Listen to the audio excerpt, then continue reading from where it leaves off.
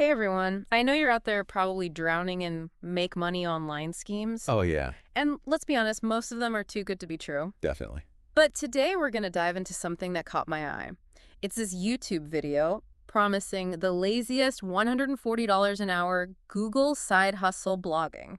Okay. And they claim you can make money from Uh, day one, From day one. which I gotta say, I'm a little skeptical. Yeah, I can see why. So are we all about to become blogging millionaires? Let's find out. All right, let's dig in. So the video starts off with this example of someone making $949 in 133 days, Okay. which if you do the math is more like $7 a day, not exactly $140 an hour. Yeah, that's some creative math right there, Right. So red flag number one. for sure. And then they really lean into this idea of making money through Google AdSense. AdSense. Yeah, basically it's like YouTube's partner program, but for blogs.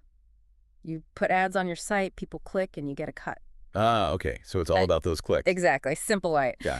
In theory, yeah. Yeah. But as with anything online, it's usually more complicated than it sounds. Okay, so nuance aside, the video's first big tip is all about choosing the right niche. And their advice: jump on whatever's trending right now. Oh, so like chasing the latest fad. Exactly. They say use Google Trends and Google News to find what people are searching for, like right this second. Interesting. So instead of building a blog based on your passions or expertise, Yeah. they're saying just ride the wave of whatever's hot. Yep. Capitalize on that current interest, grab those clicks while the topic is hot. I see the logic there. But is it sustainable? That's the big question, right? And they actually use this really compelling example. They show a Google Trends search for a single keyword, and it's getting like 500,000 searches in a day. Whoa, 500,000? Okay, that's a lot of potential eyeballs. Right. So no wonder they're emphasizing these hot topics. But how do you even find these golden keywords? Well, the video recommends sticking to niches that are already like heavily featured on Google News. So things like business, tech, entertainment, health. Ah, okay. So stuff that's always in the news cycle. Exactly. Because these established niches, they already have a built-in audience and advertisers who are willing to pay for their attention. Which means more money for you. Potentially, yes. Okay, so find a hot topic within a proven niche. Got it. But then what about the actual content? Writing blog posts takes time and effort, right? Yeah, for sure. Well, this is where the video takes a hard left turn into the world of AI. AI. Yeah, and I'm not talking about just like a little sprinkle of AI. They go all in. They introduced this tool called SEO Writing.ai. SEOwriting.ai. And it can supposedly generate entire blog posts with a single click. Really? Entire blog post. That's what they claim. It's like magic. Well, that sounds almost too good to be true. What about the quality of the writing? That's a good question. They say the tool can actually write in a human-like style. Human-like Yeah, and it optimizes for SEO so that Google loves it. SEO. So it's trying to game the system a bit. Well, they also say it can supposedly avoid detection as AI-generated content. AI detection. So Google is onto this whole AI writing thing. It sounds like they're constantly updating their algorithms to make sure people are getting like high-quality original content. Makes sense. Okay. They don't want the internet flooded with robotic writing. Exactly. So this SEO Writing.ai tool, it's trying to walk this fine line between sounding human enough to fool Google, but still benefiting from the speed of AI. It's like an arms race between AI developers and Google. Totally. And then on top of the AI writing tool, they have another AI solution for building the actual website. No way, really? Yeah, it's called ZipWP, and it supposedly builds entire WordPress websites automatically. Automatically. No coding, no design skills required. So you don't need any tech skills at all. Apparently not. And to top it off, they even use ChatGPT to come up with the website description. Wow, so it's AI all the way down. Right. But before we get too carried away with all this AI magic, there's one crucial question. How do you actually make money from this whole thing? Yeah, that's the bottom line. I mean, we've got the AdSense ads, but the video doesn't stop there. They introduce another strategy: affiliate marketing. Affiliate marketing. Specifically, Amazon's program. Ah, okay, so you're recommending products and getting a commission if people buy through your link. Exactly. They use this example of promoting a camera on a tech blog and earning a 10% commission on every sale. 10%. Is that good? It's the standard rate for Amazon. But it can add up if you're driving a lot of traffic. True, but driving traffic is the hard part, right? Well, that's where the video's next big reveal comes in. They have these traffic driving strategies. Okay, lay it on me. And these aren't your typical SEO tips and tricks. Oh. We're talking about some, shall we say, unconventional methods? Unconventional. I got to hear. Okay, so get this. One of their tactics is exploiting Facebook groups. Exploiting Facebook groups. Yeah, they recommend joining relevant groups and then using a tool to automatically post your blog link to multiple groups at once. That sounds a little spammy to me. Right, like I get that it could drive traffic, but wouldn't that also annoy a lot of people? Yeah, you'd probably get a lot of angry comments. Yeah. And it doesn't seem like a great way to build a loyal audience. Definitely not. Yeah. It's more like a quick hit than a sustainable strategy. Okay, so maybe Facebook spamming isn't the best long-term plan, but then they also talk about using AI to create short-form video content. AI for video, too. Yeah. Apparently there's this tool called Invideo.io that can generate these engaging videos designed to drive traffic back to your blog. Interesting. So you've got AI writing your blog post, building your website, and now creating videos to promote it all. It's like the ultimate hands-off side hustle. But before we jump on the AI bandwagon, I think we need to take a step back and analyze what we've learned so far. Yeah, this is all starting to sound a little too easy. Right. Like it's almost too good to be true. And I think there are probably some hidden costs and challenges that the video conveniently leaves out. I'd say that's a safe bet. So in the next part of this deep dive, we're going to unpack those potential pitfalls and see if this lazy side hustle is really all it's cracked up to be. All right, let's do it. So we've got this roadmap to like blogging riches laid out, but something about it feels a little too slick. You know, like are they airbrushing all the hard work out? Yeah, it's important to remember that any online business, even one using AI, takes time, effort, and resilience. Totally. And let's start with the whole AI content creation thing. The video makes it sound like a magic bullet. You know, one click and boom, you've got a masterpiece ready to publish. But is it really that simple? Well, AI writing tools can definitely speed things up, but they often lack that depth, originality, the personality that really makes content engaging. It's like those generic marketing emails that just scream spam. You can just tell a robot wrote it. Exactly. And if you're relying on AI to churn out all your blog posts, won't they all end up sounding kind of bland and impersonal? That's what I'm wondering. And what about Google? Won't they penalize me for using AI-generated content? Well, Google's algorithms are always evolving. They're getting better at detecting low quality or unoriginal content, no matter who or what created it. So even if the video claims that this AI tool can avoid detection, Google might still catch on. It's definitely possible. Google's pretty sophisticated. So it's like an ongoing battle. Right. AI trying to outsmart Google and Google trying to maintain the quality of their search results. Exactly. It's a constant back and forth. So where does that leave the average blogger who just wants to create good content? I think it highlights the importance of using AI as a tool to enhance your writing, not to completely replace it. So more like a collaborator than a ghostwriter. Exactly.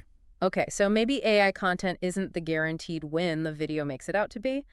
But what about those traffic boosting tactics they mentioned? The whole Facebook group thing and using AI to create short videos, those sound pretty effective, at least in the short term.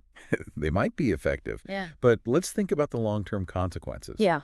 Bombarding random Facebook groups with your blog link might bring a temporary surge of traffic, Right. but it's unlikely to build any real engagement or trust with your audience. It's like you can lead a horse to water, but you can't make it drink. Right. Just because someone clicks on my link doesn't mean they'll actually read my blog, let alone become a loyal reader. Building a sustainable online presence takes more than just traffic. So it's not just about getting eyeballs on your content. It's about creating valuable content that resonates with your audience, building a community, fostering real relationships. So spamming Facebook groups is probably not the best way to do that. Probably not. What about those AI-generated videos? Any downsides to using those? Well, while AI video tools can be helpful, it's important to think about how they might impact authenticity and engagement. Because if the videos feel too robotic, people might tune out. Exactly. It's hard to connect with something that lacks a human touch. It's all about striking that balance, right? Using AI for efficiency, but also making sure your content feels genuine and relatable. Absolutely. But let's be real here. This whole lazy side hustle thing is ultimately about making money. Are there any hidden costs or challenges that the video kind of glosses over? One major factor they don't really address is the cost of using these AI tools. Many of them require monthly subscriptions. Ah, so it's not as free as they make it sound. Not exactly. Yeah. And those costs can really eat into your profits, especially when you're starting out. That's a good point. And even beyond the financial cost, there's the time investment. Right. Because even with AI helping out, managing a blog, creating content, promoting it, all of that takes time and effort. It's not just push a button and watch the money roll in. Definitely not. And let's not forget about the competition. There are millions of blogs out there already. How do I stand out if everyone's using the same AI tools to create content? That's where the importance of authenticity, originality, and having a strong personal brand comes in.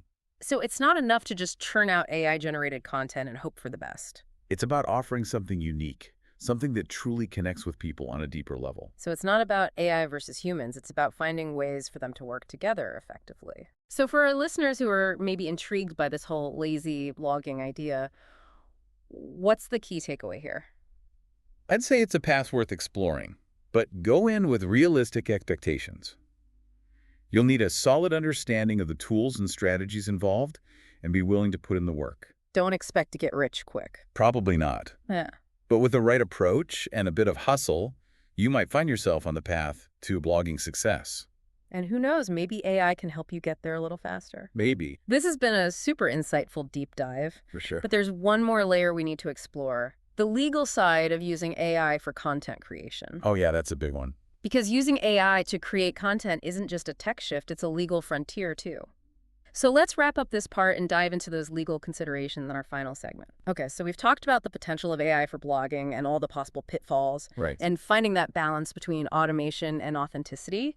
But there's one big area we haven't really touched on yet, And that is, the legal stuff. yes, the legal side of things.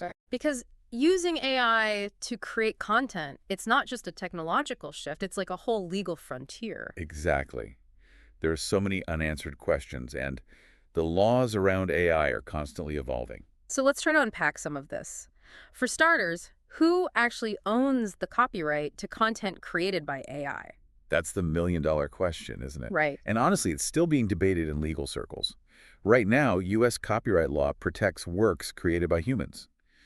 So if you're using an AI tool as more of an assistant, guiding its output, adding your own creative input, you probably still own the copyright. But what if you're basically just letting the AI do all the work? Like you just hit a button and boom, there's your blog post. That's where things get a bit murky. Yeah. If the AI is really generating the content with minimal human involvement, it's not clear who owns the copyright. It could be the company that made the AI tool, the user who prompted the AI, or maybe even no one. So it's like a legal gray area. Exactly. Ugh. And it's something that lawmakers and courts are still trying to figure out. Okay, so copyright is a bit of a minefield. What about the data that's used to train these AI models? A lot of it is scraped from the web, right? Right. AI models are trained on these massive data sets, often taken from the internet, without getting permission from the original creators. So there are potential copyright issues there too. Absolutely. Yeah. There have already been lawsuits from artists and writers who say their work was used to train AI without their consent. This is getting complicated. It sounds like anyone using AI for content creation needs to be aware of these legal risks. Definitely. It's crucial to stay informed about how the laws are changing. Yep. And if you have specific questions or concerns, it's always a good idea to consult with a lawyer. Okay, good advice. So beyond copyright, what other legal things should bloggers keep in mind when using AI? Transparency is key. If you're using AI to create content, you need to be upfront with your audience about it. So no pretending that the AI-generated content is your own original work? Exactly. Be transparent about how you're using AI and give credit where it's due. Makes sense. What about liability for the content itself? If the AI writes something that's false or defamatory, who's responsible? That's an important point. Right. Even if you're using AI, you're still responsible for what you publish. So it's not just a set it and forget it situation. Nope.